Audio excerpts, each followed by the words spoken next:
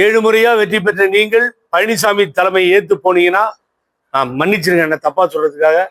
எனக்காக தேர்தல் வேலை பார்த்திருக்கீங்க, அரும்பாடுபட்டிருக்கீங்க நீங்க. நான் பெங்களூர்ல அப்போ மாநில செயலாளராக இருந்தப்போ நீங்க என்ன வேணா என்ன சொல்லிக்கோங்க, திட்டிக்கோங்க, பரவாயில்ல. டெபாசிட் காலியிடும். பழனிசாமி தலைமையில் நீங்க பயணம் செய்தால் 7 முறை வெற்றி பெற்ற கோபிச்செட்டிப்பாளையத்தில் உங்க ஆதரவாளர்களுக்கு போட்டு போட மாட்டாங்க. கட்சி அழிஞ்சு நாசமா போய் ஒன்றும் இல்லாம இந்த கட்சி எங்க இருக்குங்கிற கேள்விக்கு வந்து நிற்குது சார்.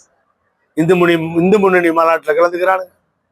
புரட்சி தலைவி அம்மா செய்த வரலாற்று பிழைன்னு ஒருத்தர் பேசுறாரு, இன்னொருத்தர் RSS கூட்டத்தில் கலந்துக்கிறாரு. எல்லாம் உங்களுக்கு வேண்டியவங்க தான். கொங்கு மண்டலத்தில் ஒரு மாமா மச்சான் அண்ணன் தம்பிங்க தான், நான் இல்லைன்னு சொல்லல.